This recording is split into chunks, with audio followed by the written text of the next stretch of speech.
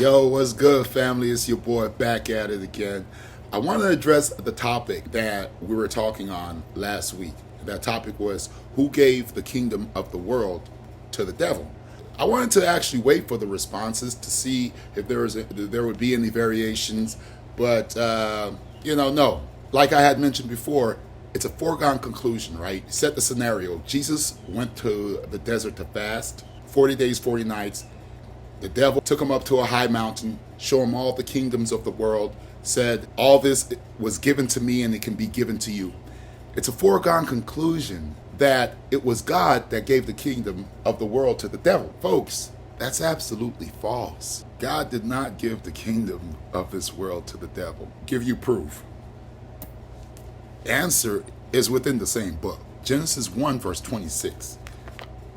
The answer is right there for us. So you don't think I'm playing with you. All right. So here goes. And God said, let us make men in our image, after our likeness, and let them have dominion over the fish of the sea, over the fowl of the air, meaning the birds, and over the cattle, and over all the earth. All right. So there.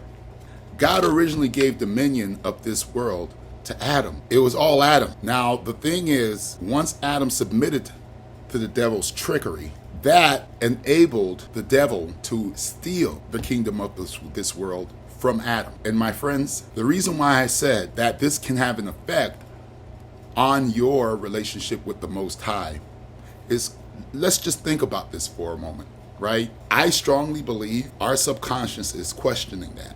Like, why would God give the kingdom of the world to my arch enemy? But here it goes. Here's where it gets really, really weird, because we've been hearing all of our lives in church, don't question God. So guess what? I believe as we're hearing things like this and we start to question it, automatically we get our subconscious thoughts go to, well, you can't question God. And these things tend to evade our conscious thoughts. But subconsciously, you tell me, where would the love, the sense of protection, and the deep sense of faith and security come from? If it's the fact that if God indeed gave this kingdom of the world to the devil. So okay, let's put this in a real life scenario here, okay? Where I can show you this just doesn't add up. Going back to Genesis 26. God indeed says, let us make men in our image and likeness, right? So if we're made in God's likeness, okay, it's safe to say that we share the common ground in terms of love, trust, and security, okay? So we share these same values. We all know that throughout Scripture, God always makes references comparing himself to our parents on earth, number one, and a friend. He says throughout Scripture he wants to be our friend. Now, here's where there's a disconnect. How could you have a friend? How could you have the sense of security if this person puts you in such a tangled position? Let's just use this for comparisons, right? Imagine a really good friend here on earth. They managed to purchase you a huge chunk of land, right? And it's yours to live in. It has everything you've ever wanted, all the amenities, everything for you, right? Now, let's just imagine, right? After gifting you with this land and everything that comes in it, this earthly parent or friend then goes and say, oh, by the way, I put your arch enemy who wants to kill you in charge of this facility.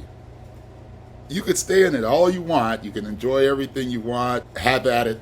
But your enemy who really wants to kill you, I'm going to place him in charge of it. Let's just wrap our heads around that for a second. That don't make sense. At that point, if we're using the scenario, earthly parent, earthly friend, that person can check off all the boxes. But guess what? A deep sense of love, it's not going to be there too much. A deep sense of security, trust, it's not going to fly too far at that point. Because again, this person who's supposed to love you places your enemy, who literally wants to kill you, in charge of this community, this facility that you have to dwell in yourself. It doesn't make sense. It doesn't add up. And for that reason, I strongly believe, and obviously we're not pointing figures. It's not the blame game I'm playing. But if you do believe that it was God that gave the kingdom of this world to the devil, then yeah, Yeah, it can lead to a lack of strength in the relationship. It just can.